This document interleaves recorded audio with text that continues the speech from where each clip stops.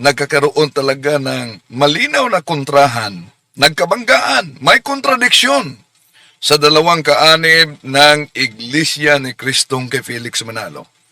Una, si Miss Michelle Jafina. Siya ay kaanib ng INC at nag-react siya sa akin kaugnay sa talakayan sa likas na kalagayan ng ating Panginoon Kristo. At binasa niya ang salita ng buhay, Juan Kapitulo 1, versikulo 18, na ito'y iniiwasan mismo ng mga ministro niya. Sa Juan 1:18, wala pa daw nakakita, okay? Wala pang nakakita sa Diyos Ama. Sino ba talaga nakakita na ng Diyos Ama? Okay? Kahit kailan. Subalit, ipinakilala siya sa atin ng Diyos Anak. Sino po yung nagpakilala doon sa Diyos Ama? Hindi po ba yung Diyos Anak? Sino po yung Diyos Anak? Ang Panginoong Jesus po. Samantalang, ang INC naman na si Shubalde, sabi niya, may mabasang anak ng Diyos, pero hindi daw umano Diyos Anak. Na mga kapatid, siya ay anak ng Diyos, hindi Diyos anak, mga kapatid. So kung mali ang Diyos Anak, bakit binasa? Ginamit ito ng kapwa INC mismo sa kanyang live streaming. Kahit kailan. Subalit, ipinakilala siya sa atin ng Diyos Anak. Sino po yung nagpakilala doon sa Diyos Ama? Hindi po ba yung Diyos Anak? Sino po yung Diyos Anak? Ang Panginoong Jesus po. So, ang salitang Diyos Anak ay direktang nakasulat sa talatang itong binasa ni Miss Japina. Hindi ito opinion kahit ng simbahang Katoliko. So, dito mga kapatid, dalawang INC, dalawang aral, isa, si Kristo ay Diyos Anak ayon sa binasang talata. Yung isa naman, si Shubalde, si Kristo ay anak ng Diyos, hindi Diyos Anak. Hindi maaaring parehong-parehong tama ang dalawa. Di po ba? Anak. Ito ang tatalakayin natin sa ating live streaming ngayon mga kapatid. Samahan ninyo ako.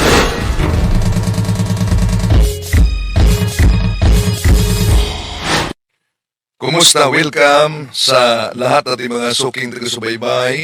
Inaniyayan natin ang ating mga suking taga-subaybay. Huwag kalimutang pindutin ang like sa ating live. At huwag ding kalimutang mag-subscribe kung bago ka lang. At pindutin ang bell button at mag-comment. Kung maaari, i-share rin niyo sa mga kapwa Katoliko para magamit nila bilang batayan sa saliksik sa katotohanan. Sa unang pagkakataon, itong mahabang video ni Miss Japina, ating sasagutin punto por punto mga kapatid. No? Isang kaanib ng Iglesia ni Cristo. Pero kung saan man kayo nanonood sa ating live ngayon, sa iba't ibang bahagi sa ating bansa, o sa iba't ibang bahagi din na bansa, no?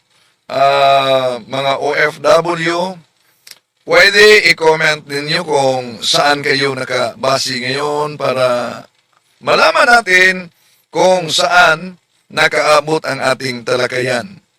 No? So, paki-comment mga kapatid, lalo na sa mga OFW, yan, na nasa ibang bansa.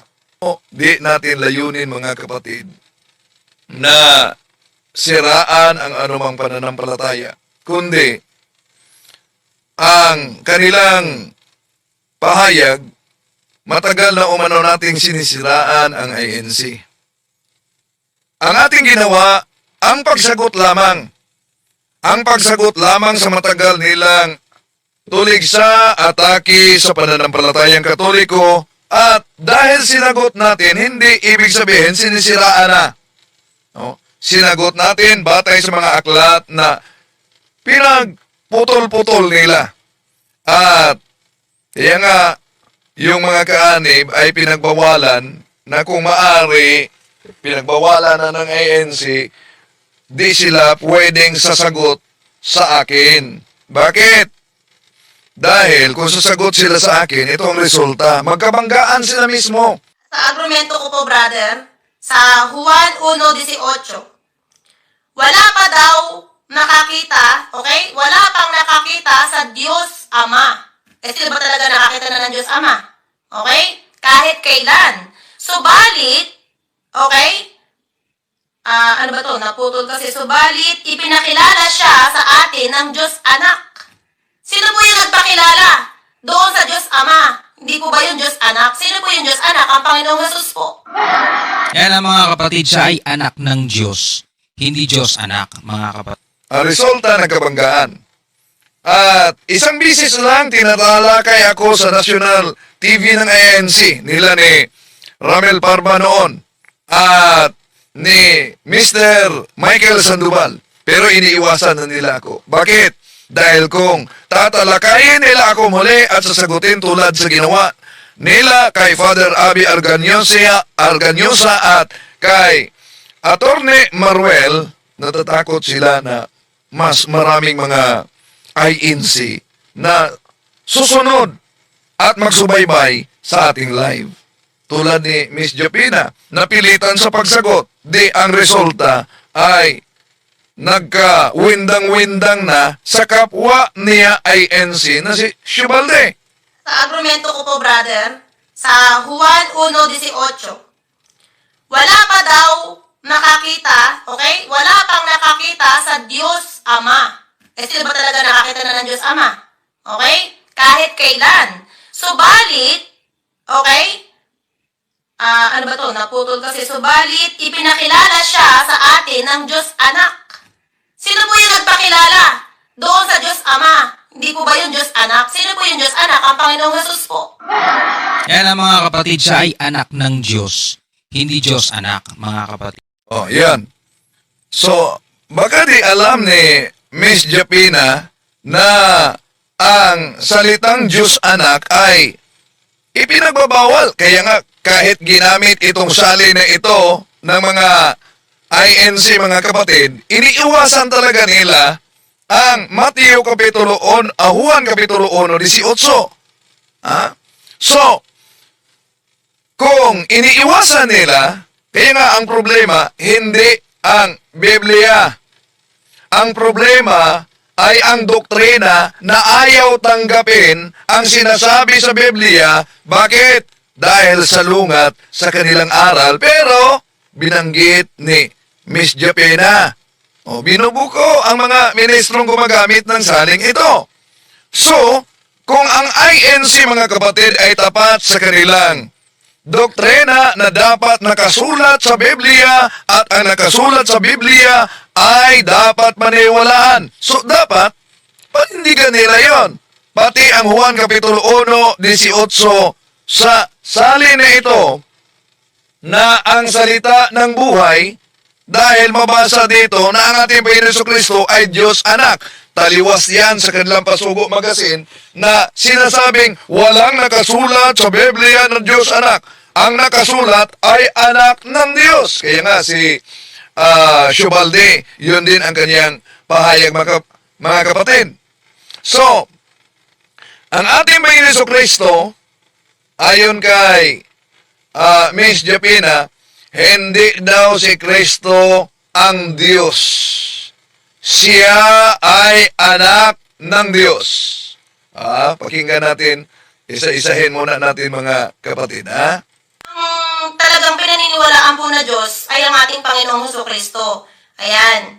So, disclaimer again, sabi ko nga po, nire-respeto ko po ang paniniwala ng bawat isa. Pero dahil nga po, syempre, kaanib ako sa Iglesia ni Cristo. Okay, nirespeto niya ang paniniwala sa bawat isa. So, kung nirespeto mo ang paniniwala sa bawat isa, ibig sabihin, neutral ka. Pero kung nag-react ka sa aking pahayag, abay, hindi ka nagrespeto sa aking pahayag. Meron kang paninindigan, dala mo ang aral sa inaniban mong sikta, ang Iglesia ni Kristong kay Felix Manalo. So, talaga pong nakalakhan ko at aral po sa amin na si Kristo po ay siya ang Diyos kung hindi anak po siya ng ating Panginoon Diyos. Oh, so ito'y salungat naman sa nauna ninyong napakinggan. Di ba? Ang nauna ninyong pakinggan sa kanya napakalinaw sa pagbasa niya sa salin na ang salita ng buhay, ano ang kanyang binasa sa naturang salin. Eto, balikan natin. Sa argumento ko po, brother, sa Juan 1:18, wala pa daw nakakita, okay? Wala pang nakakita sa Diyos Ama. Sino ba talaga nakakita na ng Diyos Ama? Okay? Kahit kailan. Subalit, okay? Ano ba to? Naputol kasi. Subalit, ipinakilala siya sa atin ng Diyos Anak. Sino po yung nagpakilala doon sa Diyos Ama? Hindi po ba yung Diyos Anak? Sino? Yan. Ang nagpakilala sa Diyos Ama ay ang Diyos Anak. Pero, sa kanya mismong pahayag, malinaw na salungat iyon sa nauna niyang binasa. Talagang pinaniniwalaan po na Diyos ay ang ating Panginoong Hesus-Kristo. Ayan. Yung ibang mga Katoliko umano naniniwala na ang pinaniniwalaang Diyos ang ating Panginoon Jesucristo. So, disclaimer again, sabi ko nga po, nirerespeto ko po ang paniniwala ng bawat isa. Pero dahil nga po syempre, kaanib ako sa Iglesia ni Cristo, talaga pong nakalakhan ko at aral po sa amin na si Cristo po ay hindi po siya ang Diyos kung hindi anak po siya ng ating Panginoon Diyos. So, natural, iyon ang aral ni Felix Manalo.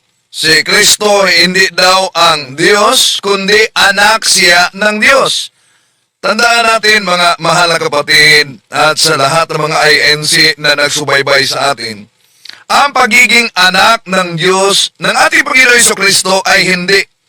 Hindi ito pagtanggi sa kanyang pagka-Diyos. Sa Biblia, ang anak ng Diyos, ang ating Panginoong Jesucristo ay tumutukoy sa kanyang kalikasan. Hindi sa pagiging nilikha o mas mababa sa Ama. Kaya kung sisilipin natin ang binasa ni Miss Japina sa Juan Kapitulo 1, versikulo 18, itong salin na ito na ginagamit mismo ng mga ministro, ito ang mabasa natin mga kapatid. Wala pang nakakita sa Diyos Ama kahit kailan. Subalit, ipinakilala siya sa atin ng Diyos Anak. O yun ang binasa din Miss Japina. Kaya, dito pa lang mga kapatid, booking na sila sa kanilang matagal nang nalathala sa pasugo na ang mabasa sa Biblia ay anak ng Diyos, hindi mabasa sa Biblia ang Diyos Anak. So, napakalinaw po sa salin na ito na ginagamit mismo ng mga ministro. Juan 1:18, malinaw na Diyos Anak. No? Salita ng buhay. Salita ng buhay. Ang bugtong na Diyos Anak. Yun ang mabasa. So, kahit ang salin na ito ay ginagamit ng INC. Pero, iwan ko kung alam ba kaya nila na letra por letra mabasa sa salin na itong ginamit nila ang salitang Diyos Anak. Kung si Kristo ay anak, ngunit hindi Diyos, bakit siya tatawaging Diyos Anak sa salin na ginagamit nila? So, ang anak ng Diyos, mga kapatid, ay kapantay sa kalikasan ng Ama. Sa pagkaunawa nga sa mga Hudyo, alam nyo ba, because Bible must be interpreted according to the context in which it emerged sa panahon ng mga Hudyo, ang anak ay may kaparihong kalikasan ng Ama. Kaya, nung sabihin ng ating Panginoong Hesus sa Juan Kapitulo 10, versikulo 30, ako at ang Ama ay iisa. Alam naman, nagiging iisa sila sa pagiging tao. Kaya, kung gagamitin din natin ang salin na ginagamit ng mga ministro, Amplified Bible, ako at ang Ama ay iisa, malinaw, iisa sa likas na kalagayan, nasa sa essence and nature, sa tinatawag na Amplified Bible. So, diyan napakalinaw mga kapatid. Nais niyang batuhin. Nais siyang batuhin ng mga Hudyo nang sinabi ng ating Panginoon Jesucristo, ako at ang Ama ay iisa. Bakit? Kung ating ipatuloy ang pagbasa sa Juan Kapitulo 10, versikulo 30, ang sabi ng mga Hudyo, ginawa mong Diyos ang iyong sarili. So alam ng mga Hudyo ang konteksto nang sinabi ng ating Panginoong Jesus, ako at ang Ama ay iisa sa Juan 10:30, kaya nais siyang batuhin. Dahil ano daw ang karugtong sa Juan 10:33? Ginawa mong Diyos ang iyong sarili. So maliwanag, naintindihan nilang ang pagkaanak ng Diyos ay pagkakapantay ni Ginoong Hesus sa Ama mismo. So, mali ang pahayag na si Kristo ay anak ng Diyos, kaya hindi siya Diyos. Ulitin ko, mali ang aral o ang kanilang itinuturo na si Kristo ay anak ng Diyos, kaya hindi siya Diyos. Pero, tama ang nasa Biblia. Si Kristo ay anak ng Diyos dahil siya ay tunay na Diyos na nagkatawang tao. Di po ba, mga kapatid, naunang tinatalakay natin yan. Sino ang Antikristo? No? Nasa uploaded video na, pwede ninyong sundan. Okay, ituloy natin ang pahayag ni Miss Jopina dito. Ayan. Ito nga po, meron po akong kaprasong talata na tawag dito na babasahin po sa inyo. For example lang po ito. Taasan na ba? Okay. Ayan, sa Marcos 15:34. Ayan, correct me if I'm wrong po ha. Sa Marcos 15:34 ba to? Ayan. At nang oras na ikasiyam ay sumigaw si Jesus ng malakas na tinig. Eloi, Eloi, lama sabatchani. Na kung liliwanagin ang Diyos ko, Diyos ko, bakit mo ako pinabayaan? Okay? So, sabi po niya, Diyos ko, o Ama, bakit mo ako pinabayaan? So, ang paniniwala po kasi namin, yun po yung aral na binasa lang din naman po sa amin sa Biblia. Sa Bible, galing po sa Bible. Ayan, mga basher ko na naman eh. So, walang problema kung magbasa kayo galing sa Bible. Ang problema, kung tama ba ang unawa sa binasa nila galing sa Bible. Marcos Kapitulo 15:34, sumigaw si Jesus, Diyos ko, Diyos ko. Pero ito bang ebanghelyo na kadalasang ginagamit din sa mga INC para tutulan ang likas na kalagayan ng ating Panginoon Jesucristo na siya ay Diyos? Marcos 15:34, ito ba'y nagpatunay na ang ating Panginoon Jesucristo ay hindi Diyos? Hindi. Hindi ito ang matibay na batayan na ang ating Panginoong Hesus ay hindi Diyos. Bakit? Etong Marcos Kapitulo 15, versikulo 34 na ginagamit ng mga ministro at binasa ni Miss Jopina, mga kapatid. Ang talatang ito ay madalas na ginagamit talaga para sabihin hindi Diyos si Jesus. Ngunit, kapag binasa natin ang tamang konteksto sa Biblia, napakalinaw na hindi ito pagtanggi sa pagka-Diyos ng ating Panginoon Jesucristo. Ang sinabi ni Jesus sa unang talata ay nanggaling sa Awit Kapitulo 22. Sa Awit Kapitulo 22, isa itong mesiyanikong awit na naglalarawan sa pagdurusa at pagtagumpay ng Mesiyas.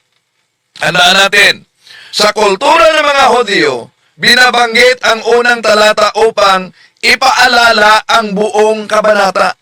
So ang Awit Kapitulo 22 ay nagtatapos ito sa tagumpay. Hindi ito pagkabigo. So ipinakita ng ating Panginoong Hesus na siya sa Awit Kapitulo 22 ang Mesiyas na tinupad ang hula. Hindi na siya'y hindi Diyos. Yan talaga ang resulta pag litra por litra ang unawa. So, mali na sumigaw si Jesus, kaya hindi siya Diyos. Pero tama na sumigaw ang ating Panginoong Hesukristo dahil tinupad niya ang hula.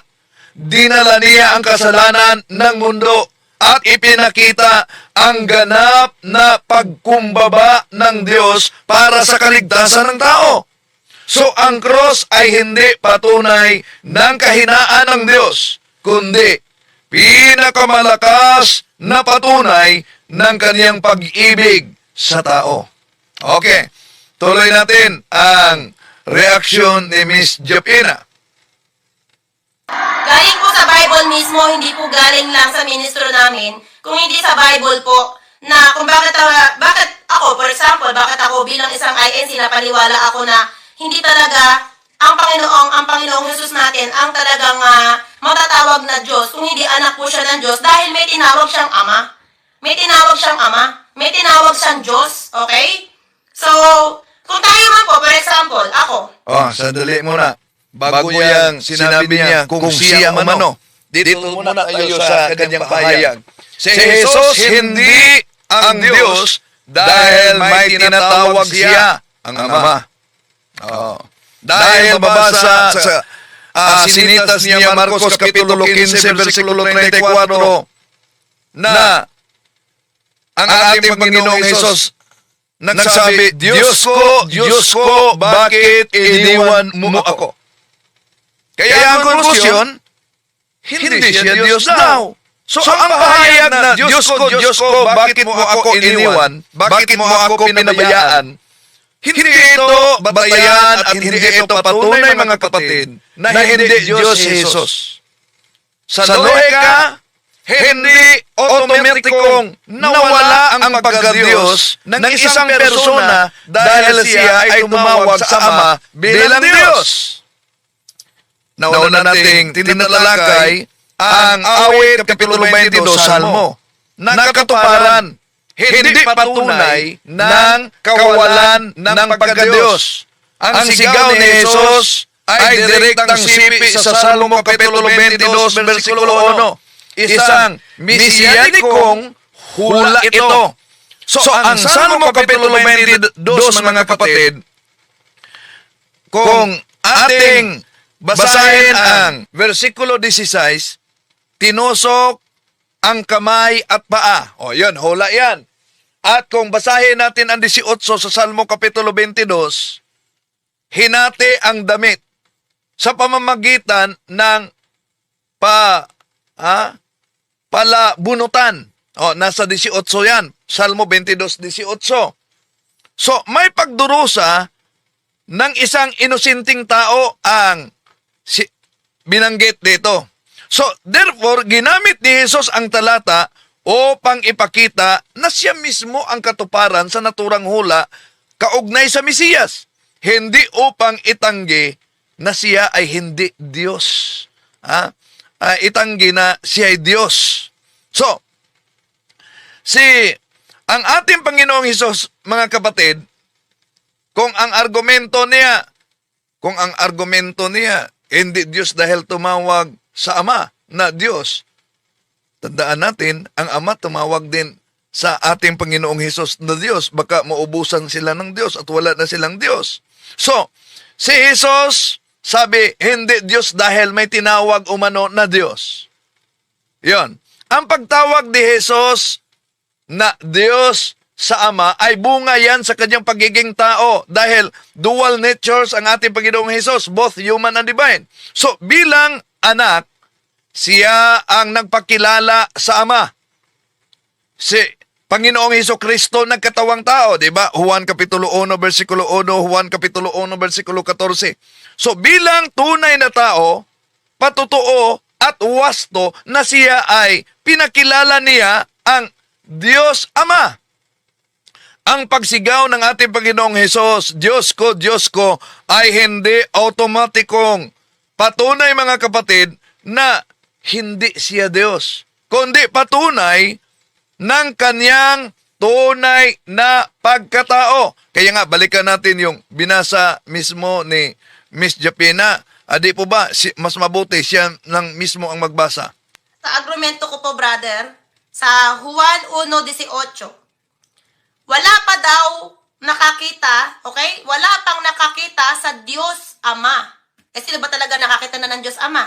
Okay? Kahit kailan. Subalit, okay? Ano ba to? Naputol kasi. Subalit, ipinakilala siya sa atin ng Diyos Anak.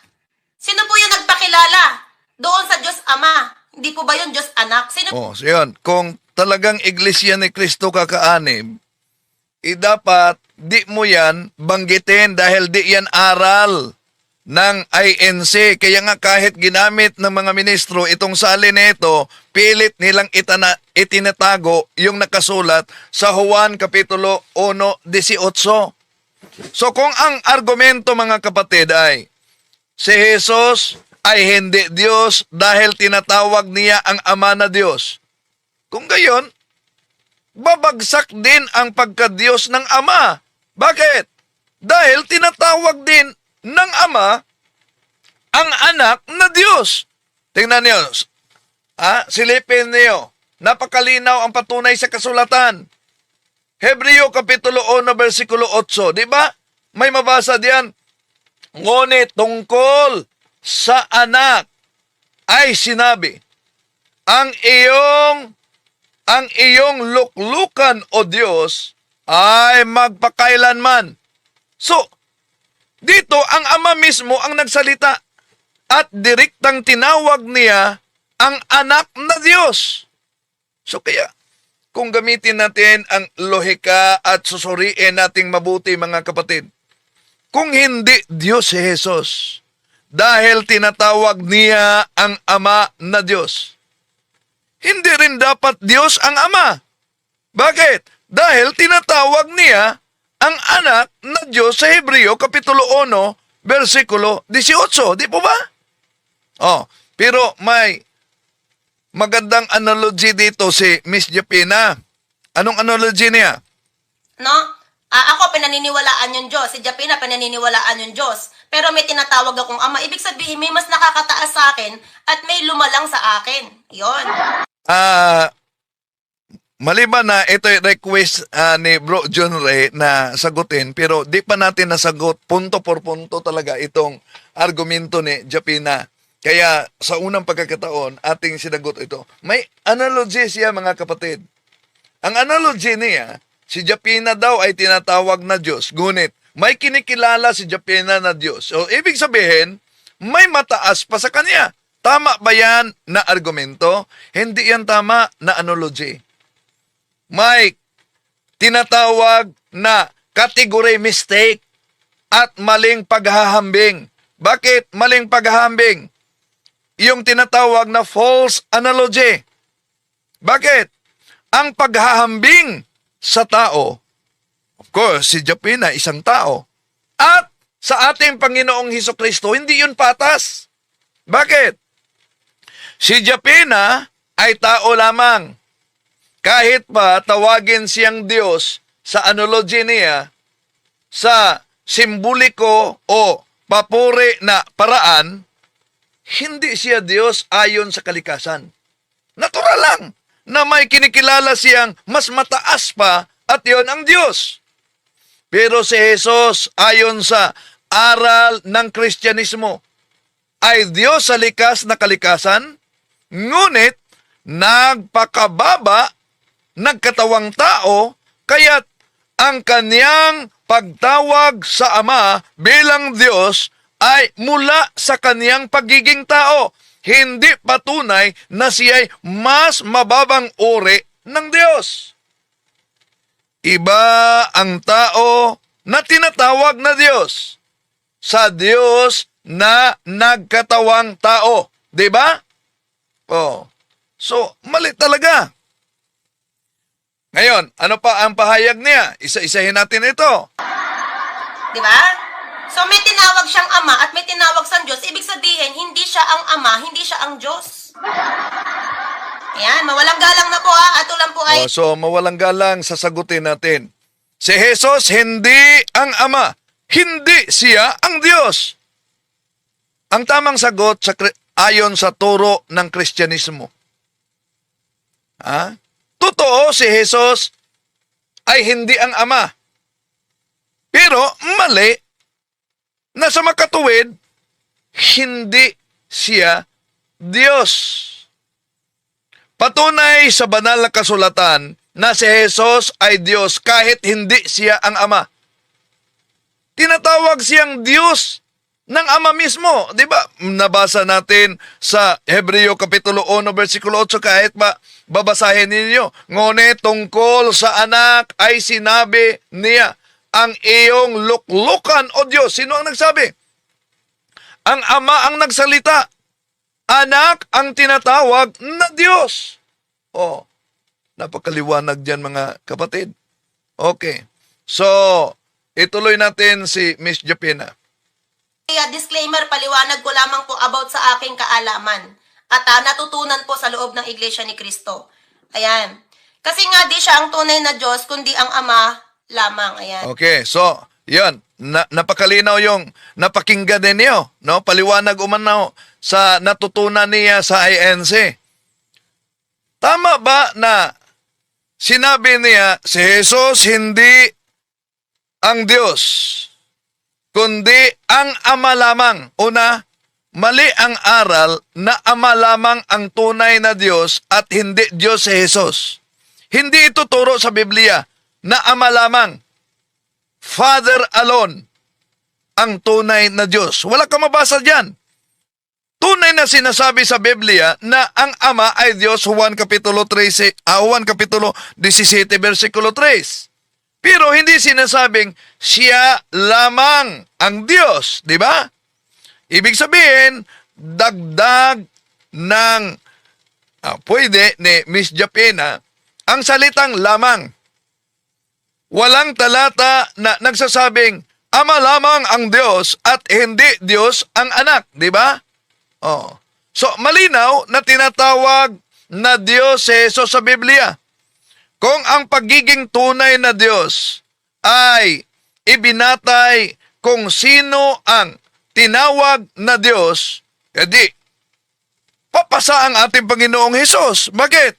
Halimbawa, Hebreo Kapitulo 1:8, napakalinaw. Kahit tingnan natin sa iba't ibang salin na ginagamit nila, ngunit tungkol sa anak ay sinabi, ang iyong luklukan, o Diyos. Ama ang nagsabi niyan. Juan Kapitulo 20:28, si Santo Tomas, ang sabi niya, tinawag niya ang ating Panginoon Jesucristo, Panginoon ko at Diyos ko. Kahit pa sabihin nila, nagulat si Tomas. Bakit? Tinanggihan ba yan ng ating Panginoon Jesucristo? Ikinurek ba ng ating Panginoon Jesucristo na mali si Tomas? Juan Kapitulo 1, versikulo 8. Juan Kapitulo 1, versikulo 1. Ang salita ay Diyos. Juan Kapitulo 1, versikulo 14. At ang salita ay naging tao. So, tanong, kung tinatawag na Diyos ang anak, paano hindi siya Diyos? Di ba? Tuloy natin, mga kapatid, ang argumento ni Miss Japina. Kaya sa mga bibigay po sa akin dito ng talata, mga kapatid, kung magagawa nyo po, isulat nyo na dyan at nung babasahin ko na lang, hindi ko nahahanapin kasi pag hinanap ko, hahaba yung live ko. Kaya buti na lang, hindi na uso ang handog na sinusunog kasi mahal na ang karne ngayon. Matrix, may galaw shoutout, ayan. Si Kay Buloy ay appointed son of God daw, ayan. Diba? Mas naging makapangyarihan pa siya kay Jesus. Appointed son of God. Si Felix Manalo, anghel siya, di ba? Okay? So, pakinggan po muli natin. Nasaan na ba yun? Dali po Ayan. Yun lang po ay example ko, yung binasa ko sa inyo. Ayan. Bakit naman po Roma 16:18? Talagang paghahanapin nyo pa ako no? Sige, sandali mo na. Meron pa siyang Sasabihin na naman po ng mga basher natin dito, ang tagal-tagal mo magpaliwanag, kayo na po mag-live dito, ha? English po, ayan. Ay, malayo naman po yung i-comment mo dyan sa topic natin, kapatid na Justin. Oo, yung magbatian kayo ng mga banal na halik, hindi po yan yun eh. Ang pinapaliwanag ko po dito, kung paano sa loob ng INC ay ang ating Panginoong Hesukristo ay hindi po siya talaga ang kinikilala nating Diyos, kung hindi ang Panginoon na lumikha ng mundo, lumikha ng tao at lumikha sa ating Panginoong Hesukristo sa sinapupunan kung saan man siya nanggaling, di po ba? Okay, dito, mag-react tayo sa pahayag na ito na si Jesus hindi ang kinikilalang Diyos ng INC, kundi ang Diyos na kinikilala ay yung lumikha sa lahat. So, ang ganitong lohika mga kapatid ay hindi talaga tumutugma sa kabuoang turo sa banal na kasulatan. Bakit? Ang banal na kasulatan, ang Biblia ay malinaw na nagsasabi na ang anak ay bahagi sa paglikha. Kaya't hindi maaaring ilagay ang ating Panginoon Jesucristo sa antas ng nilalang lamang. Ang anak ay tahasang inilarawan sa banal na kasulatan bilang lumikha. O, tingnan nyo. Basahin nyo ang Juan Kapitulo 1, versikulo 3. Di ba mabasa diyan? Sa pamamagitan niya, nilikha ang lahat ng bagay. At kung wala siya, ay walang anumang nilikhang naganap. Juan Kapitulo 1, versikulo 3 yan. So kung ang batayan ng pagiging tunay na Diyos ay ang pagiging lumikha, manlilikha, abay, malinaw na pasok dito ang ating Panginoong Hesukristo sapagkat wala ni isang bagay na nilikha na hindi dumaan sa ating Panginoong Hesukristo. Pinatunayan ito ng Ama mismo na ang anak ang lumikha. Tingnan niyo ang Hebreo Kapitulo 1, versikulo 2. Sa pamamagitan ng anak, nilikha ng Diyos ang sanlibutan. So mas malinaw sa Hebreo Kapitulo 1, versikulo 10. Ikaw, Panginoon, pasimulay, inilagay mo ang mga pundasyon ng lupa. So ang talatang ito ay tahasang inaangkop sa anak, hindi lamang sa ama. Di ba? Okay, tuloy natin ang pahayag ni Miss Japina. Kaya't maging handa rin naman kayo dahil darating ang anak ng tao na hindi nyo inaasahan. Ayun.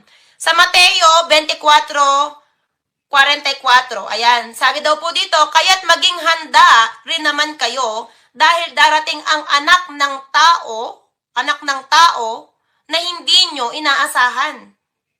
Anak ng tao. Unsa man Unsa man na. Bisaya pala ito si Miss Japina, no? Anak ng tao, unsa man na. Ang binasa niya, Mateo 24:44. Si Jesus, anak ng tao. So, si Jesus ay tinatawag na anak ng tao. Mateo 24:44 siya mismo ang nagbasa diyan. Kaya, ibig ba sabihin kung may mabasa na siya ay anak ng tao, ibig ba sabihin hindi siya Diyos? Maling konklusyon niyan. Bakit? Ang pagtawag kay Jesus bilang anak ng tao, hindi yan patunay na siya hindi Diyos. Sa katunayan, ito ay makapangyarihang titulo talaga na may ugat sa pagka-Diyos, mga kapatid. Kung tingnan natin ang banal na kasulatan, dahil ang titulong anak ng tao, yun ay mula mismo sa aklat ni Propeta Daniel sa Daniel Kapitulo 7. Isang makidiyos na persona yan. Anong mabasa? Kung tingnan ninyo ang Daniel Kapitulo 7, versikulo 13-14. Diyan makita natin na may dumating na parang parang anak ng tao. At kung ituloy natin pagbasa, binigyan siya ng kapamahalaan, kaluwalhatian at kapangyarihan. At siya ay maglilingkod ng lahat ng bayan.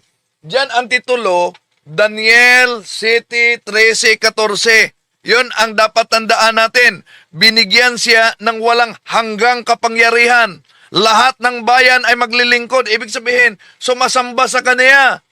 Ang pagsamba para lamang yan sa Diyos. Kaya, nang gamitin ni Jesus ang titulong ito, anak ng tao, inaangkin niya mga kapatid, ang pagkakilanlan. Diyan sa Daniel Kapitulo 7, versikulo 13 hanggang 14. Inaangkin mismo ni Jesus ang makadiyos na otoridad ng anak ng tao. Bakit? Tandaan ninyo, sa Mateo Kapitulo 9:6, may kapangyarihang magpatawad sa kasalanan ang anak ng tao. Di ba? Sa Mateo Kapitulo 12, versikulo 8, ang anak ng tao, Panginoon ng Sabath. Sa San Mateo Kapitulo 25, versikulo 31, ang anak ng tao, hahatol sa sanlibutan. Ang mga ito ay hindi gawain ng nilalang. Hindi gawain ng hindi Diyos. Ito'y gawain ng Diyos. So tanong, bakit tinawag si Jesus? Tinawag ng ating Panginoong Hesus ang kanyang sarili na anak ng tao. Hindi upang itanggi ang kanyang pagkadiyos, kundi upang ipakita na siya ay tunay na tao, may laman at may dugo. Siya ang Mesiyas sa hula ni Propeta Daniel. Siya ang Diyos na nagkatawang tao. Okay. Naguguluhan daw umano si Japina. Balik natin naguguluhan daw siya. Kinikilala nating Diyos kung hindi ang Panginoon na lumikha ng mundo, lumikha ng tao at lumikha sa ating Panginoong Hesukristo sa sinapupunan kung saan man siya nanggaling, di po ba? Kaya't maging handa rin naman kayo dahil darating ang anak ng tao na hindi nyo inaasahan. Ayun. Sa Mateo 24:44. Ayan. Sabi daw po dito, kaya't maging handa rin naman kayo dahil darating ang anak ng tao na hindi nyo inaasahan. Anak ng tao. Unsa man na, oy. Anak ng tao, unsa man na, oy. Sa di makaunawa ng unsa man na, oy, sa Cebuano, ano ba yan? So, naguguluhan si Miss Japina sa pagtalakay nitong anak ng tao. Pero kung susuriin natin mabuti, ang anak ng tao ay hindi simpleng tawag sa tao lamang. Ang anak ng tao ay terminong mesianiko ito. Hindi ito tumutukoy sa pagiging tao lamang. Ulitin natin, Daniel Kapitulo 7, makita natin ang anak ng tao ay dumurating sa ulap ng langit. Ay di yan magawa ng tao lamang, di ba? Binibigyan ng kapangyarihan, kaharian, at pagsamba sa lahat ng mga bansa. Mga katangian itong tanging Diyos lamang ang may karapatan, di ba?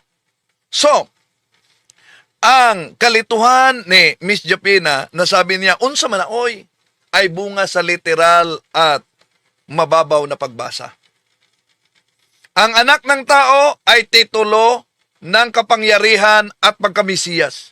Hindi ito ebidensya laban sa pagkadiyos ng ating Panginoon Jesucristo.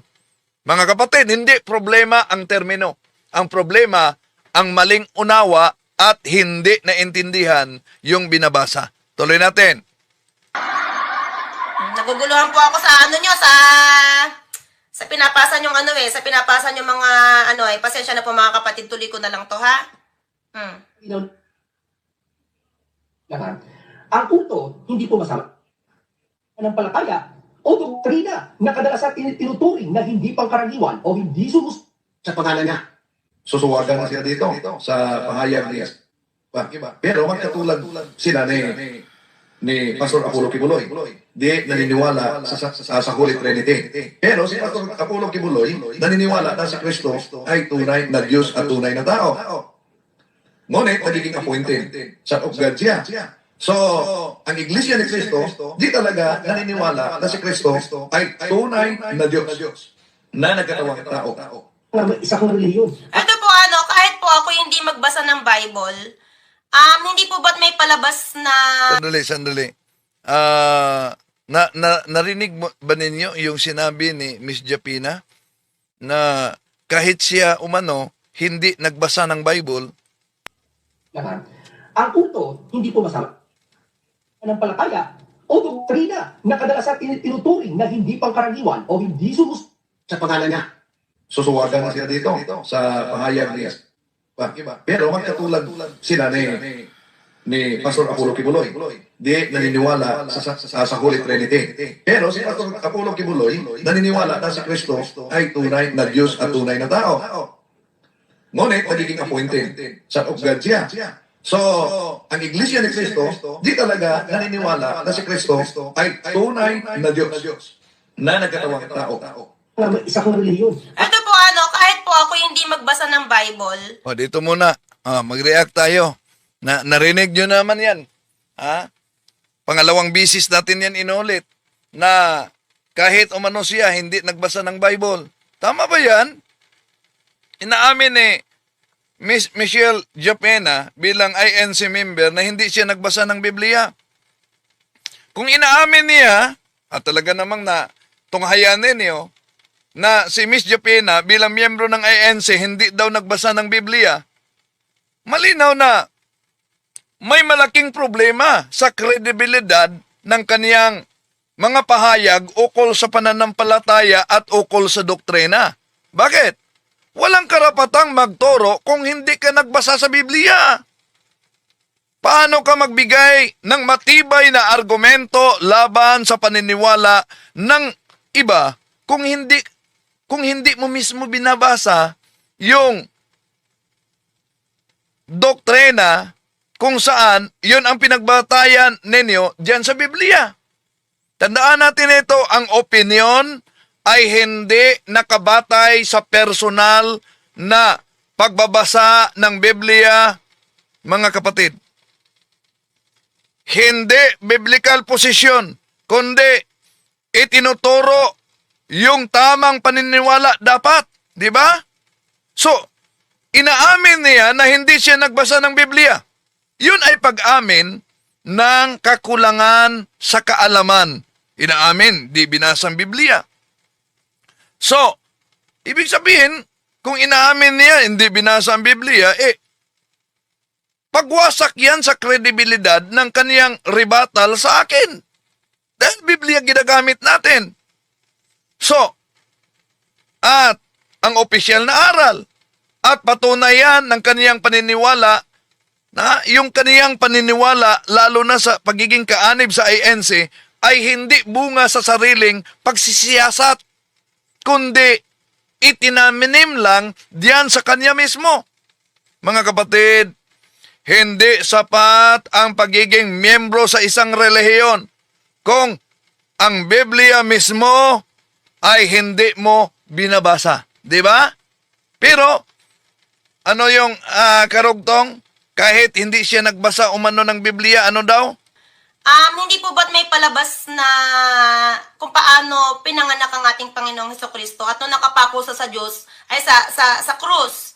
Di po ba nung nakapako siya, may tinawag siya, di ba? Sabi niya, Ama, bakit mo ako pinabayaan? Di po ba? Correct me if I'm wrong. May mga ganun po, di ba, na sinabi ang ating Panginoong Hesukristo. Kung may tinawag siyang Ama, ibig sabihin, meron talagang, kumbaga ay lumalang sa kanya. No? Hindi ka na sumus... O yun, dito mag-react muna tayo mga kapatid, no? Malinaw naman yon na sinabi niya hindi siya nagbasa ng Biblia pero binanggit niya, di ba may pelikula? Abay, inaamin niya hindi nagbasa ng Biblia pero ang nagiging batayan sa kaniyang rebuttal dito ang pelikula, yung palabas. Mali ang paggamit ng pelikula bilang pangunahing batayan ng doktrina sa pagtalakay. Bakit? Ang pelikula ay interpretasyon ng tao, hindi yan otoridad sa pananampalataya. Kung inaamin na hindi ka nagbasa ng Biblia, ngunit umaasa ka sa pelikula, abay, malinaw na sekundaryo lamang ang source ng paggamit sa Biblia. Una, yung pelikula. Ha? Ang pelikula ay dramatization yan. Samantalang, ang Biblia, yon ay pamantayan. Pero hindi tayo Bible alone as Catholic, di ba? Oh, okay, tuloy natin. Ano daw ang nasa pelikula? Ang tunay kasi pananampalataya sa Biblia, hindi naniniwala sa tradisyonal. Oh, so ang tunay na paniniwala sa ang tunay na aral daw ayon sa Biblia. Ayan, sabi mo Kuya Conrad, mas maganda pa pala ang Muslim. Sabi ko nga po, ano man ang paniniwala natin, irespeto lamang. Oh, yun.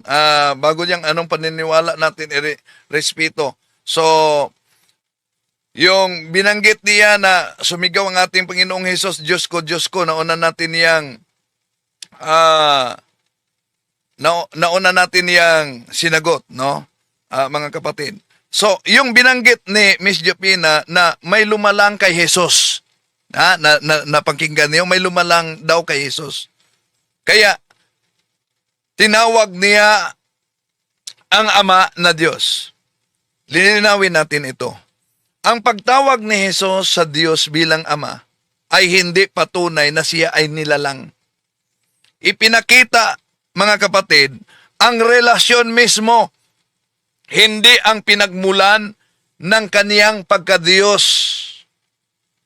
So, ang ating Panginoon Jesucristo ay anak ayon mismo sa kaniyang pagka-Diyos.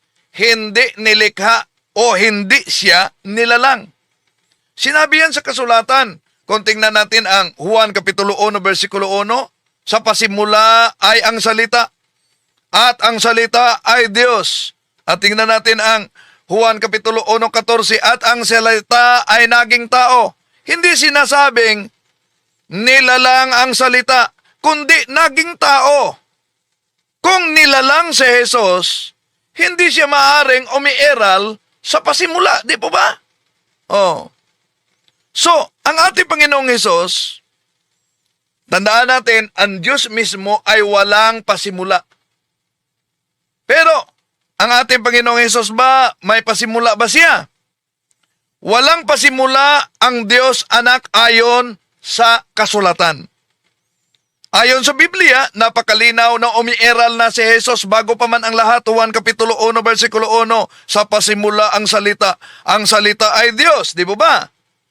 Kung sa pasimula ay nandun na ang ating Panginoon Jesucristo, hindi siya nagsimula sa pasimula. Sa Juan Kapitulo 1, versikulo 3, lahat ng bagay ay ginawa sa pamamagitan niya at walang anumang ginawa na hindi sa pamamagitan niya. Kung lahat ng nilikha ay ginawa sa pamamagitan ni Jesus, hindi siya kabilang sa mga nilikha. Kung tingnan natin ang Colossus Kapitulo 1, versikulo 16-17, siya ay bago pa sa lahat. Ang salitang bago pa ay nangangahulugang walang simula, di po ba? So, ang simula ni Jesus ay bilang tao, hindi bilang Diyos. Ang INC, argument ng INC, mga kapatid, na nakatingin lamang sa kapanganakan ng ating Panginoon Jesucristo, Juan Kapitulo 1, versikulo 14, ang salita ay naging Diyos, hindi nagsimulang umiiral ang salita, naging laman lamang ang salita. Halimbawa, ang isang hari na nagsuot damit manggagawa. Kung ang isang hari nagsuot damit ng manggagawa, hindi ito nagtanggi sa kanyang pagiging hari. Ganon din ang ating Panginoon Jesucristo. Nag-anyong tao. Pero nung nag-anyong tao siya, napakalinaw Pilipos 2:6, hindi yan nagtanggi sa kanyang pagkadiyos. Di ba? Okay. Tuloy natin. Po natin at ito pong live natin na to ay sumasagot lang tayo dito sa kadibate nung ating nire-reactionan.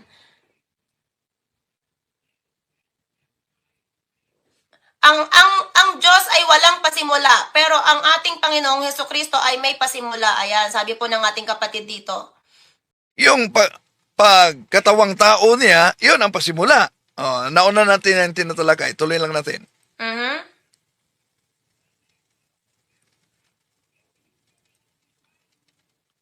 Nagbasa pa siya, Okay. nagbasa pa Sige siya. po, mag-comment lamang po kayo dyan. Magbigayan kayo ng komento ng malinawan tayo. Pero hindi nyo kailangan po mag-away-away, ha? Hindi naniniwala sa tradisyonal o therefore biblikal. Na ibalik natin sa kanila ang argumentong ito, mga kapatid. Halimbawa, hindi ba tradisyon ng Iglesia ni Cristo Salamat, na tuwing bro. kaarawan ni Felix Manalo ay pinagdiwang nila? Biblikal ba yan? Hindi ba tradisyon ng Iglesia ni Cristo na tuwing araw ng kamatayan ni Felix Manalo ay ipinagdiwang din nila kahit kailan? Ano naman po yung agrumento mo doon, brother? Kung ipinagdidiwang po ang kaarawan at kamatayan ng aming pong sugo o unang tagapamahalang pangkalahatan, ay yun po, para sa akin ay masasabi ko na, kumbaga, sa pamilya natin, di ba, pag may pumanaw, di ba, inaalala natin. At saka, syempre po, siya po yung nagtatag ng INC, di po ba? Nako, delikado. Hindi aral ng INC na si Felix Manalo ang nagtatag. Itinanggi nila yan kahit man ay nasa SEC registration. Pero malinaw. Si Miss Japina mismo nagpasubo dito. Si Felix Manalo daw ang nagtatag ng INC. So, ano daw ang problema kung ang birthday ni Felix Manalo ay ipinagdiwang nila, sugo at tagapagtatag nila yan? Kung ang birthday, alam nyo, ang panindigan ng INC, ang birthday ipinagdiwang, hindi doktrina daw yan ng INC. Kung hindi doktrina, hindi din yan tradisyon dahil alam nyo naman na ang INC hindi sang-ayon ng tradisyon dahil ang tradisyon ay tradisyon ng tao, hindi aral ng Diyos umano.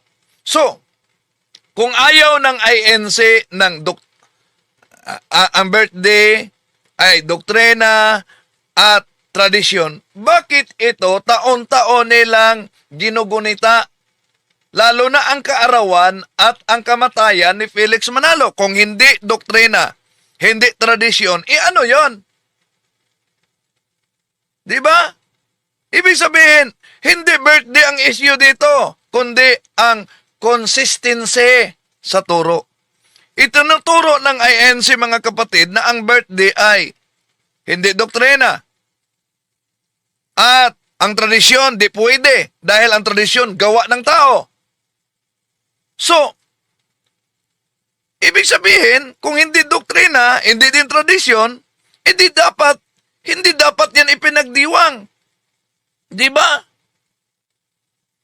Ipinagdiwang ang kapanganakan ni Felix Manalo.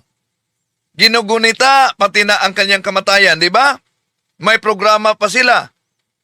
May aral sila. Taon-taon ginugunita nila yan. So, pagkatapos sinasabing, hindi yan tradisyon namin. Ipinagdiwang lang namin, pero hindi yan tradisyon. Anong tawag niyan? Tuloy natin. Maalala man po natin ay hindi naman po siguro masama, no? Ano po ba yung logic mo doon? Hindi ko po maintindihan. So di niya na maintindihan ang logic ko umano. Okay, balikan natin yung pahayag niya na malinaw na may kontradiksyon na naman na pahayag dito dahil sabi niya si Felix Manalo ay tagapagtatag ng INC. Pero yung mga ministro ni Felix Manalo nanindigan at sinabi nila na si Felix Manalo hindi tagapagtatag ng Iglesia ni Cristo kundi instrumento lamang siya, sugo lamang siya umano sa Diyos. Pero narinig natin Miss Japena, na si Felix Manalo ang tagapagtatag ng Iglesia ni Cristo. O di, may problema na naman. Hindi maaring parehong tama itong dalawang pahayag na ito. Kung hindi tagapagtatag si Felix Manalo, ibig sabihin mali si Miss Japena.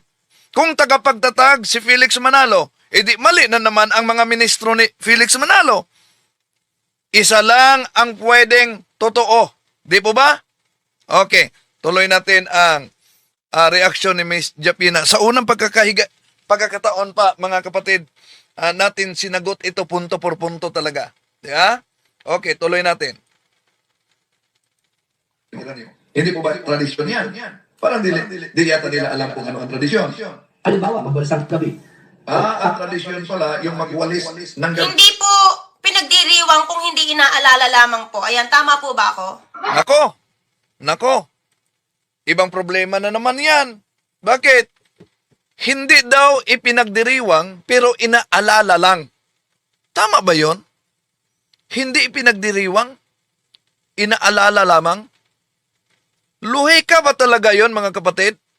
Hindi ipinagdiriwang. Inaalala lamang.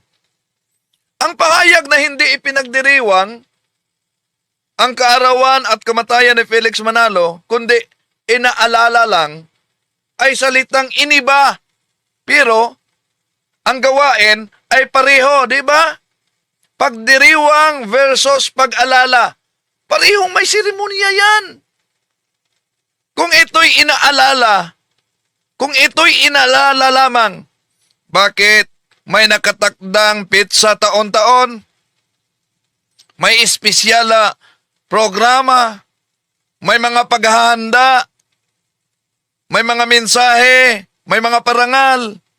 Mayroon pang medalya noon pa ni Felix Manalo. May pagbibigay din ng personalidad ni Felix Manalo. So sa praktika, mga kapatid, iyan mismo ay definition ng pagdiriwang. Ang pagkakaiba lang, yung terminolohiya. Di po ba? Okay. Tuloy natin ang ating pagtalakay dito. O, ayan. Kung ano ang tradisyon. Halimbawa, magbalasang gabi. Ang tradisyon pala, yung magwalis ng gabi, bawal. Hindi yan. Apostolic tradition, kundi tinatawag yan superstitious beliefs. At yun ang ipinagbabawal ng simbahan katoliko din. Ayun, yun po yung sinasabi kong ibubulgar niya. Ito po ba'y pagbubulgar pa o naiintindihan nyo din po mga mahal nating manunood at kapatid sa Iglesia Katolika? Ayan. Yun po ay tinatawag na, ano sabi niya, ano yun? Si Felix Manalo, ay ipinagdiwang din nila. Pakinggan niyo po, pakinggan niyo Hindi po. po ba tradisyon yan? Parang di yata nila alam kung ano ang tradisyon. Halimbawa, magbalasang gabi. Ang tradisyon pala, yung magwalis ng gabi, bawal. Hindi yan. Apostolic tradition, kundi tinatawag yan superstitious beliefs. At yun ang Okay, prestigious belief. Ang binanggit ko, superstitious beliefs. Ang binanggit at isinulat naman Miss Japina, Belief. prestigious belief. Oh. Ang layo, di po ba? Prestigious belief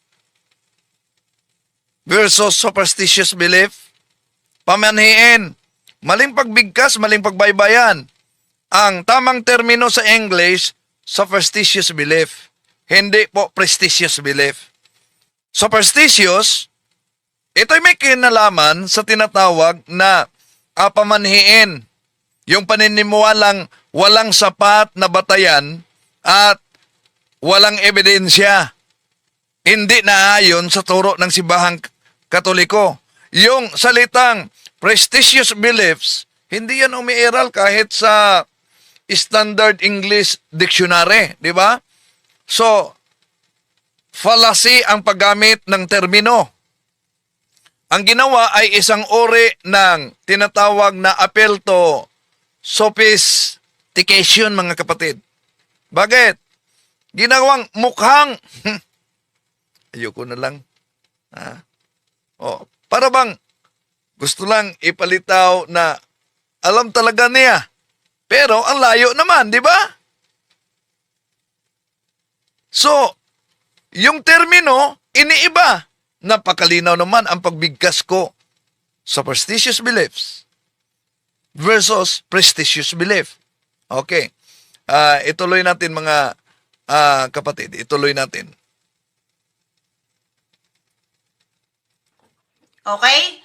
Ang pagwawalis po pala ng gabi o tinatawag sa Tagalog na pamanhiin, sa Katoliko daw po ay bawal din, sabi ni brother ha, ito po yung nagsasalita. Ayan, ito po yung nire-reaction na natin.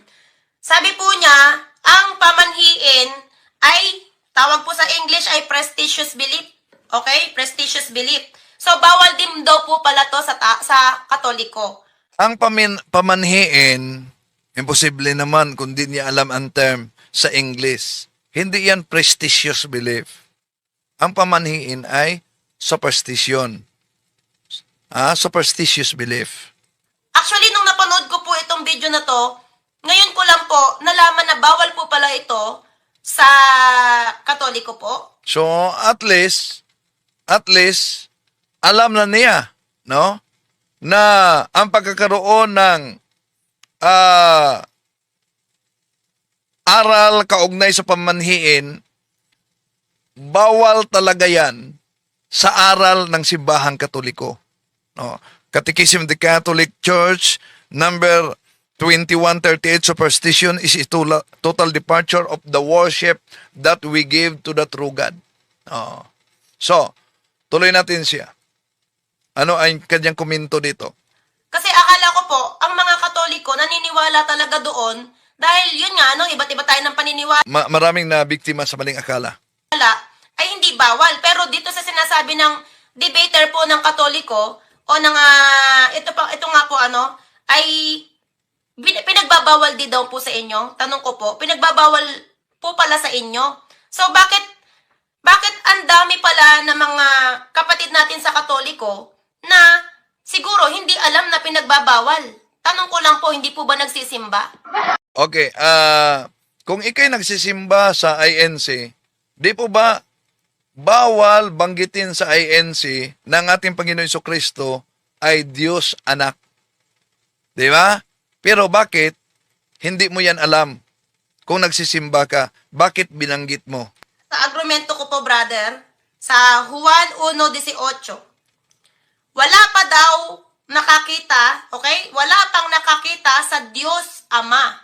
Sino ba talaga nakakita na ng Diyos Ama? Okay? Kahit kailan. Subalit, okay? Ano ba to? Naputol kasi. Subalit, ipinakilala siya sa atin ng Diyos Anak. Sino po yung nagpakilala doon sa Diyos Ama? Hindi po ba yung Diyos Anak? Sino? Yan. Hindi yan aral ng INC. Di mo ba alam na ang salin na ito na ginagamit ng ministro pero iniwasan nila yung binasa mo? Pero binasa mo, isinapubliko mo. So, ganon din ang tinatawag mong prestigious, yung superstition belief, di ba?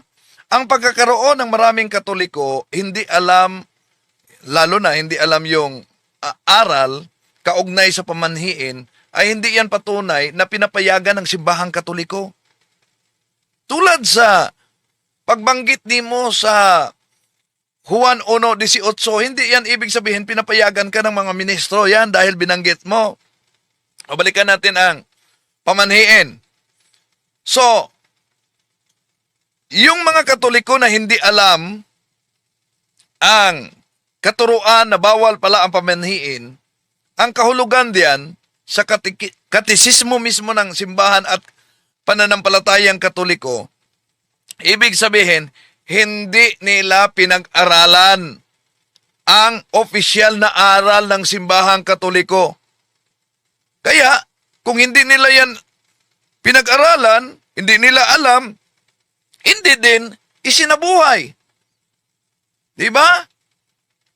At hindi yan ibig sabihin na kamalian ng simbahan at kamalian ng doktrina ng simbahan. Dahil alam naman natin, mayroong mga tinatawag na nominal Catholic. Tulad sa pagbanggit natin, ang pagtalakay natin kahapon, ang artistang si Victor Nere, di ba? Matagal na siyang gustong masagot talaga ang kanyang mga katanungan. Ang problema lang, doon siya nakalapit sa INC. So may tinatawag na nominal Catholic, mga Katoliko lamang sa pangalan. Mga lukewarm Catholic. Pero mayroong mga tinatawag na practicing Catholic, aktibong nagsasabuhay sa aral ng simbahang Katoliko. So ang pamanhiin ay kadalasang nanatili sa mga tao na naniniwala sa pamanhiin.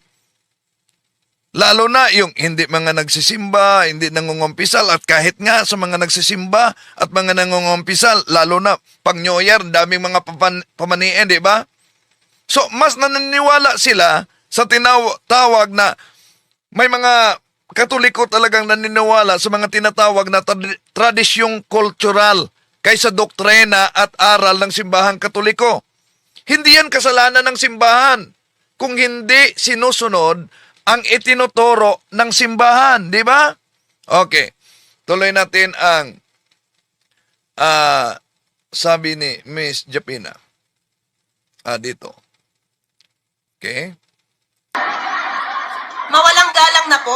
Kasi kung nagsisimba o talagang nakikinig ng aral pagka kayo ay nagtuturo, dapat alam nila yon. Dapat po sinusunod yung utos na bawal pala na maniwala doon sa at yung maniwala doon sa pamanhiin na yon o yung tinatawag na prestigious belief. Di po ba? Hi hello Pinoy Commentary, shout out po. Hindi po si Ka Felix ang nagtatag ng iglesia ko. Ayan. May nag-comment, balikan natin yan, may nag-comment na sa kanya dahil sinabi niya kasi na si Felix Manalo ang nagtatag sa Iglesia ni Cristo, di ba? Inaangkin mo na Iglesia ka, pero alam mo ba na ang opisyal na aral ng Iglesia ni Cristo, nanindigan sila na hindi si Felix Manalo ang nagtatag sa Iglesia ni Cristo? Pero binanggit mo sa channel mo yan. Ganon din ang pamanhiin. May mga Katoliko, totoo talaga, na kahit ipinagbabawal ng simbahang Katolika ang pamanhiin, maraming mga Katoliko na hindi ito alam, lalo na sa mga hindi nagsisimba at hindi nag-aaral sa pananampalatayang Katoliko. Pero, ang katotohanan talaga mga kapatid, meron ding nagsisimba. Pero, kahit sila nagsisimba, tumatangkilik pa rin sa mga pamanhiin, lalo na pag New Year, ang daming mga superstitious beliefs. Di ba? So, ang kamangmangan ng mga kaanib, ng ilang mga kaanib, ay hindi ito nangangahulugan sa pagkawalang bisa sa tamang aral ng simbahang Katoliko.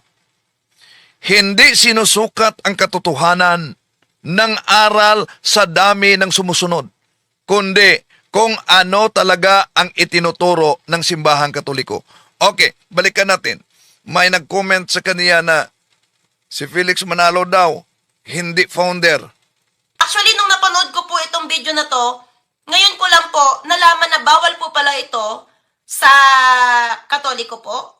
Kasi akala ko po, ang mga Katoliko naniniwala talaga doon dahil yun nga, iba't iba tayo ng paniniwala, ay hindi bawal. Pero dito sa sinasabi ng debater po ng Katoliko, o ng, ito nga po ay pinagbabawal din daw po sa inyo. Tanong ko po, pinagbabawal po pala sa inyo. So, Yes, pinagbawal talaga yan. bakit ang dami pala ng mga kapatid natin sa Katoliko na siguro hindi alam na pinagbabawal? Tulad sa ang pagiging founder ni Felix Manalo, hindi yan aral ng INC.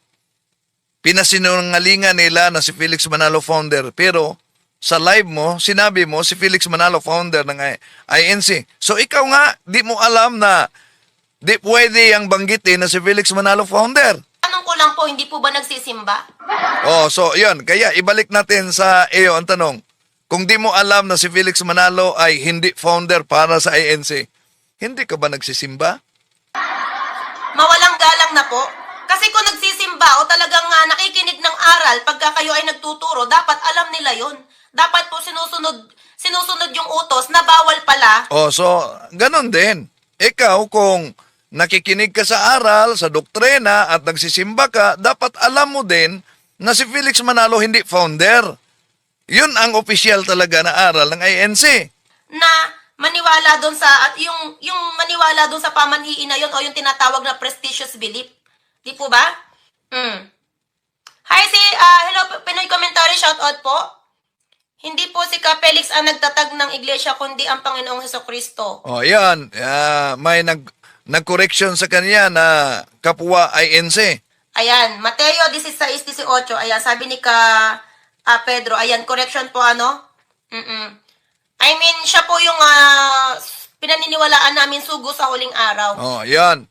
Kaya biglang kumambyo siya sa pahayag niya na sa live pa na mismong si Miss Michelle Japena ang nagpahayag na si Felix Manalo ang nagtatag sa Iglesia ni Cristo. Ngunit, ano nangyari? May isang INC member na nag-comment sa parehong live na hindi raw si Felix Manalo ang nagtayo sa INC. Kaya, bigla niyang binago ang kaniyang pahayag. No? Huling sugo si Felix Manalo. So kung si Felix Manalo ang nagtayo ng INC ayon kay Miss Jovina, bakit may INC mismo na nagsabing hindi siya ang nagtayo na nag-comment sa kaniya?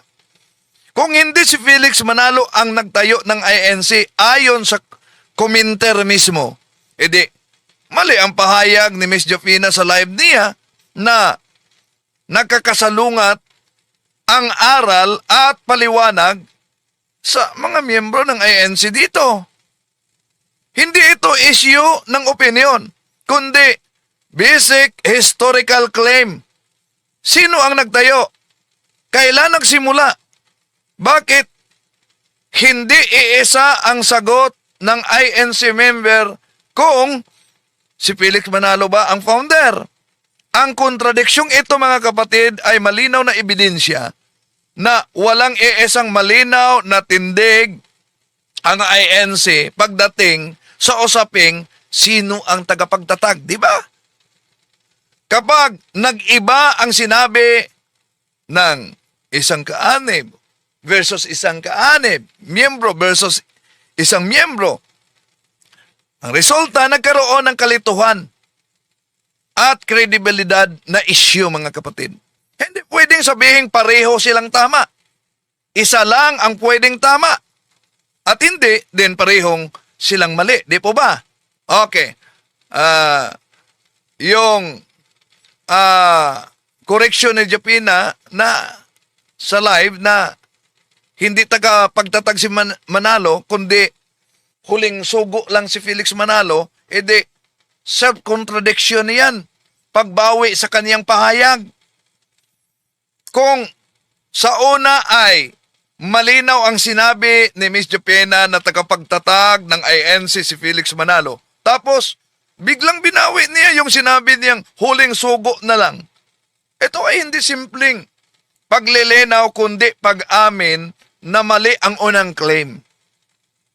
Sa ganitong rebuttal kaugnay sa doktrina, yung pagbabago-bago ng posisyon ay indikasyon yan ng kahinaan ng argumento. Ang biglaang koreksyon ay nagmukhang damage control yan. Kapag pinupunto yung kasaysayan, malinaw talaga. Kahit sa Pasugo Magazine, tagapagtatag si Felix Manalo. Ang doktrina nag-iiba, mga kapatid, depende sa tanong ay hindi matibay na aral, kundi reaction lamang sa kritisismo. Di po ba? Oh. Ngayon, ituloy natin ang kanyang komento. Tama po, kapatid, walang masama magdiwang ng kaarawan. Ang masama ang magdiwang ng Pasko. Nako. Ayan. Ayan. Pero ako po, nababasa ko lang po yung Ay, dito muna. Kung ang kaarawan ay hindi doktrina, yun naman talaga ang opisyal nila. Ang kaarawan, hindi doktrina, pero pwedeng ipagdiwang. Yung Pasko, hindi doktrina, pero hindi pwedeng pagdiwang. Nagkaproblema tayo dyan.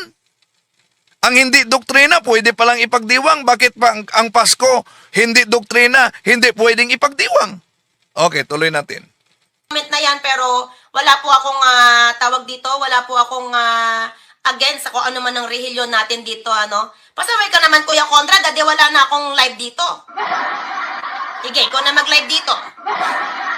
Manood ka na lang dyan, makinig ka na lang.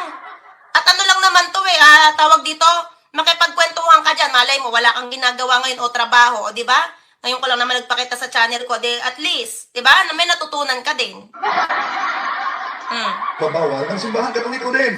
Malinaw na yan sa katikism. Pakinggan niyo po sabi po ng tawag dito, debater ng Catholic, ito pong si brother, ay bawal daw po pala sa inyong mga Katoliko, okay, sa mga mahal nating mga kaibigan at kababayang Katoliko, ang tawag dito yung tinatawag nating mga pamanhiin. Kasi po sa amin sa INC, bawal po talaga kaming maniwala sa pamanhiin.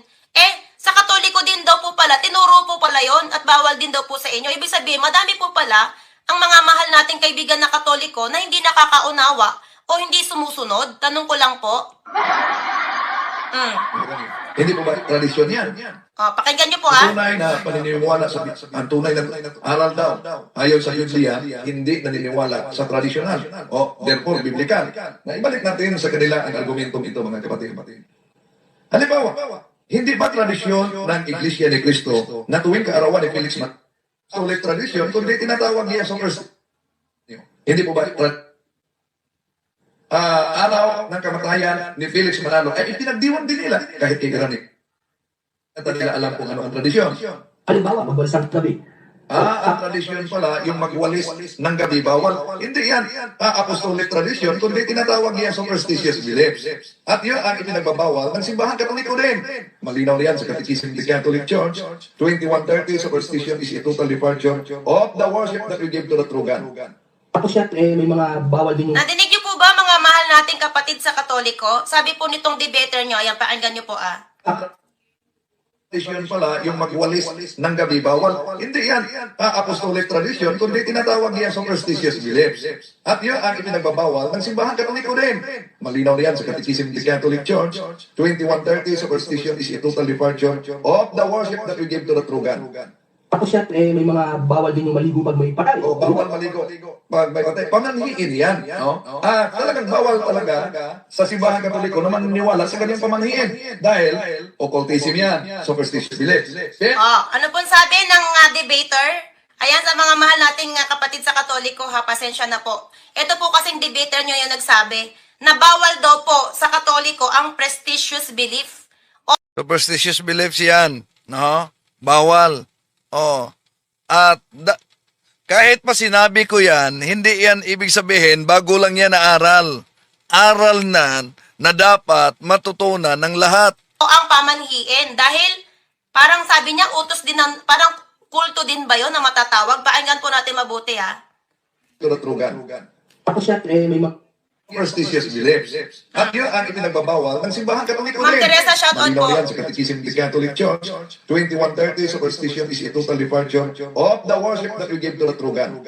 tapos yan, may mga bawal din yung maligo pag may patay. Bawal maligo. Pag may patay, pamanhiin yan. Talagang bawal talaga sa simbahan katoliko na maniniwala sa kanyang pamanhiin. Dahil, occultism yan, superstitious beliefs. Pero, Nadinig niyo po, occultism yan. Occultism. Occultism. Ayan, ano pong tawag niya doon? Prestigious belief o Prestigious belief.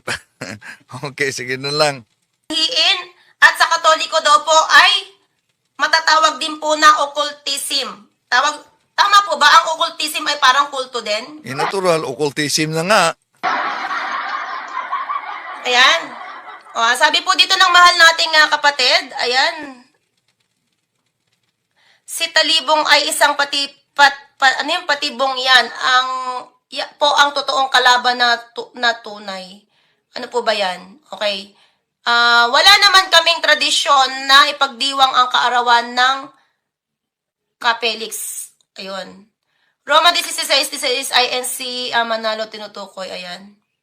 Sabi ni Kuya Peter, John 3:16, sapagkat gayon na lamang ang pag-ibig ng Diyos sa sangkatauhan, kaya't ibinigay niya ang kanyang kaisa-isang anak, upang sino mang sumampalataya sa kanya ay hindi mapapahamak, kundi maliligtas. Di ba? Ibig sabihin, at saka madami din po akong mga kaibigan at ang mga supporters na nagsasabi, mga Katoliko po, ay, yun nga, kahit Katoliko kayo, iba't iba din kayo ng paniwala. May naniniwala na si Kristo talaga ay anak ng Diyos at may naniniwala na si Kristo mismo ang Diyos.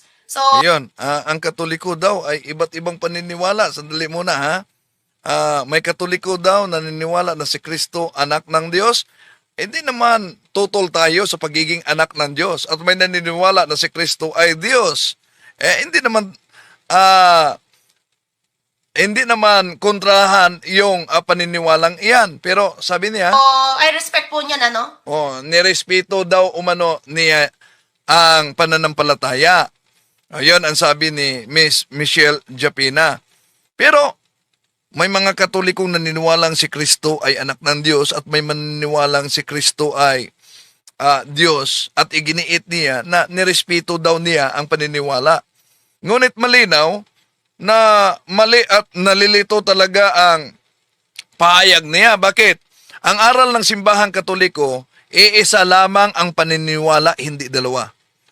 Si Kristo, tunay na Diyos at tunay na tao.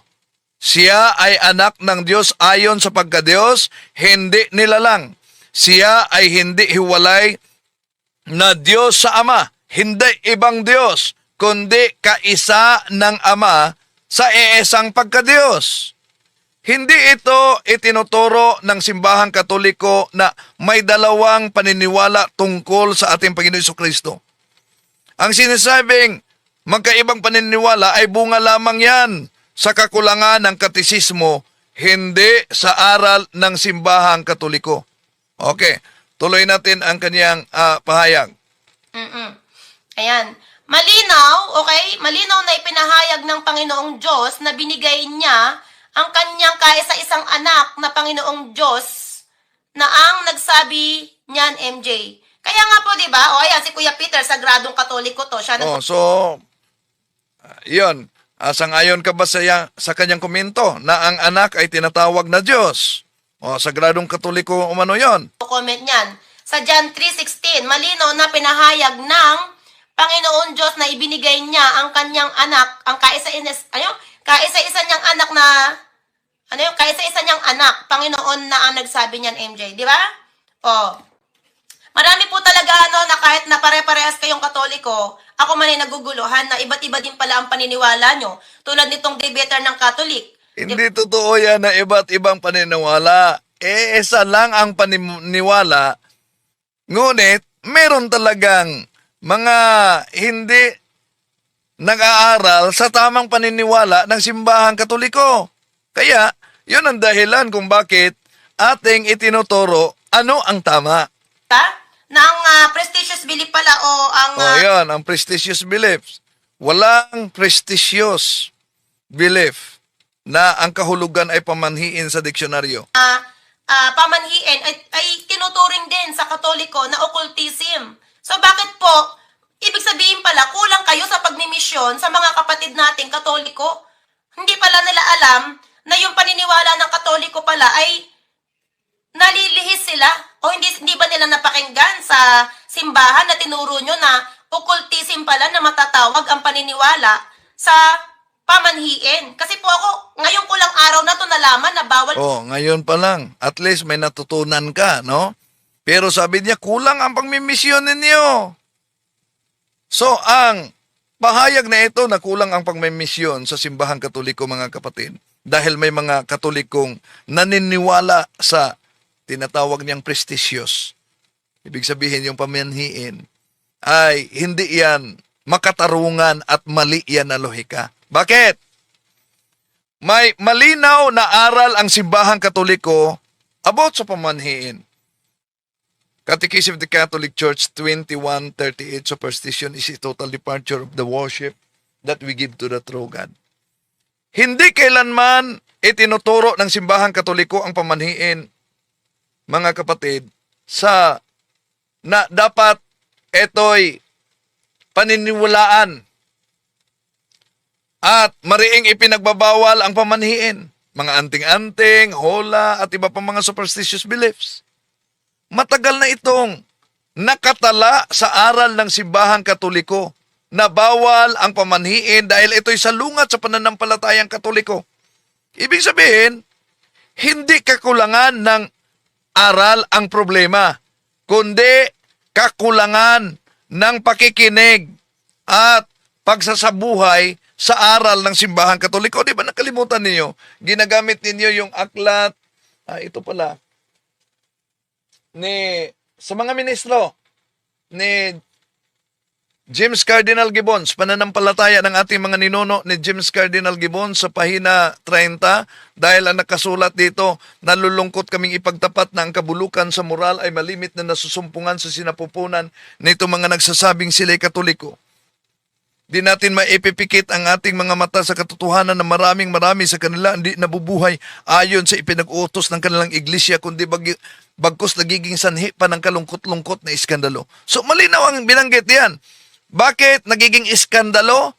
Hindi dahil sila'y Katoliko, dahil hindi sila sumusunod sa aral ng simbahang Katoliko. Ang ignoransya ng membro ay hindi automatikong patunay ng maling aral o kulang na pagmimisyon. Di ba?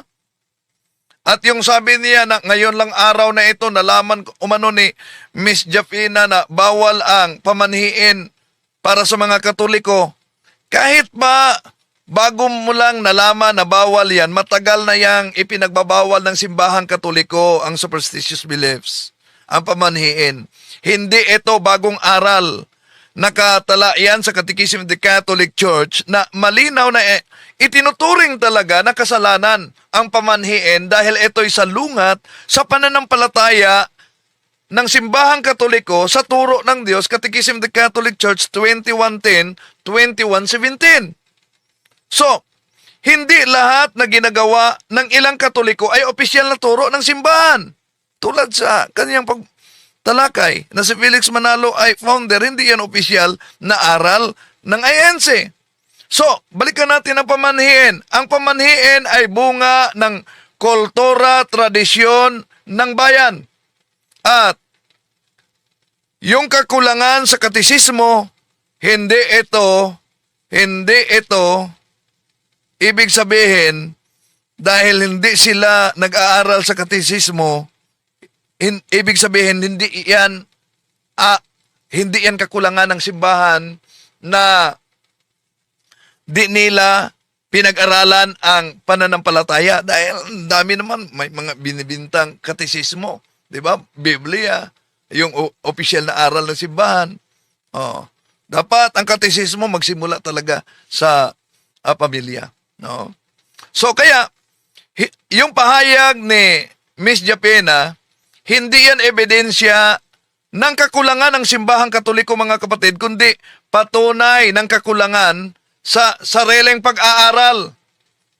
Ang pamanhiin ay matagal nang ipinagbabawal sa simbahang Katoliko, turo ng simbahang Katoliko na ipinagbabawal talaga yan. Kahit may mga Katolikong hindi sumusunod. Sabi niya, nagulat daw umano siya na ipinagbabawal ang pamanhiin. Hindi batayan ang ginawa ng ilan para sabihin na aral na yon ng simbahang Katoliko. Maraming Katoliko ang naniniwala at gumagawa ng mga pamanhiin. Yes, talagang totoo yan. Pero hindi ibig sabihin na ito ay pinapayagan at ito'y opisyal na turo ng simbahang Katoliko. Katulad sa paglabag ng utos, kapag may gumagawa ng mali, hindi otomatikong nagiging tama na yung mali dahil ginawa nila. Di po ba? Kung gagamitin natin ang lohika ni Miss Jafena, may Katoliko na gumagawa umano sa pamanhiin kaya aral ng Katoliko ang pamanhiin, mali. Sa ganitong ori ng lohika, ibig sabihin lahat na relihiyon ay dapat sisihin sa kasalanan ng ilang mga kaanib na malinaw na hindi naman makatarungan at hindi ayon sa lohika mismo, mga kapatid. Di mo ba? Okay, tuloy natin si Miss Japina. Pala sa Katoliko, ang pamanhiin. Ayan. Ayon sa Pasubok Magasin ng Iglesia ni Cristo, yung napakakapal na Pasubok Magasin na meron ako. Ayan, shoutout po ka Daniel Malong. Ayan, shoutout po sa inyo dyan sa Kapastarlak. Mga kapatid dyan, shoutout po. Oh. Sa pagdiriwang nila ng ikang 50 anibersaryo sa INC. Binanggit dito Bago si Felix Manalo, nagtatak Ayan, sabi po dito, binago na yata ang aral nila, bawal na din maniwala sa pamanhiin. Mula po talaga ako na pinanganak, alam ko po, ang mga Hindi binago ang aral ng simbahang katoliko. Mula pa noon, bawal na ang pamanhiin.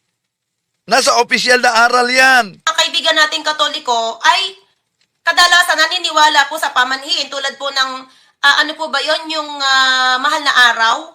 Pag yung huli na, yung Biyernes Santo, yung mga ganon, hindi po ba ang pamanhiin nyo ay bawal maligo at may malulunod o yung mga ganon? So, Hindi yan opisyal na aral ng simbahang katoliko. Kung mayroon mamang pamanhiin na bawal maligo pag Biyernes Santo, yon ay occultism. yun po, talagang kaming mga INC ay hindi po kami naniniwala. Pero ngayon, nagulat ako sa sinabi nitong si brother, ayan, na occultism po pala na matatawag ang pinaniniwalaan nyo na pamanhiin. Dahil mismong sa Iglesia Katolika daw po ay tinuturo sa inyo sa simbahan na bawal yon. Ibig sabihin, kulang pala kayo sa pagmimisyon sa mga kapatid nyong Katoliko. Correct me if I'm wrong, mga kaibigan, mga kababayan, di ba? O tapos, lagi nyo lang pong tinitira ang INC. Oh, yan. Di ba? Na kayo din pala, Sandali. marami kayong kakulangan at marami din ba kayong Sandali, kulang sandali. na pare? Dito muna tayo. Palagi umanong tinitira yung INC. Hindi yan totoo mga kapatid na basta na lang tinitira ang INC. Sa aking live, ang aking mga pahayag, tandaan ninyo, mahalagang ilagay natin sa tamang konteksto ang usapin. Ang aking ginawa, sagot at reaksyon at depensa. At hindi ito panimulang atake. Matagal nang inaatake ng INC ang simbahang katoliko. Di ba? Hindi lamang sa pangkalahatang pahayag, kundi ginawa nila ito sa sistematikong paraan. Yung paggamit sa pagputol-putol ng mga talata mula sa aklat ng kasaysayan at sa mga aklat katoliko. Yung pag-alis sa buong konteksto upang magmukhang mali ang turo ng simbahang katoliko. At yung paulit-ulit na pagpaparatang na ang sa katolikong aral ay sa demonyo. Di ba? Kung ako ay sumagot mga kapatid at itatama ang maling paggamit ng mga aklat katoliko na ginamit ng mga ministro, hindi ito paninira, kundi ito ay isang lehitimong pagtatanggol ng pananampalataya. Ang hindi pagsagot sa maling paratang ay parang pagsang-ayon sa mga lumalaganap na kasinungalingan. Kaya, may malinaw na double standard sila dito. Kapag ang INC ang bumabatiko sa simbahang katoliko, normal lang daw at pangangaral lang daw. Ngunit kapag ang katoliko, ang mga CFD tulad namin ay sumasagot sa mga tuligsa nila laban, yung mga paninira nila laban sa simbahang katoliko, anong ang tawag nila? Paninira sa INC daw. Ang usapin ay hindi kung sino ang laging tumitira, kundi sino ang unang umaatake gamit ang maling konteksto at sino ang nagtatanggol gamit ang kabuuang katotohanan. Ang aking ginawa mga kapatid ay paglilinaw, hindi pag-uusig, pagtatanggol sa katotohanan laban sa paulit-ulit na maling paratang. I am Catholic, I am alive, I am the gospel.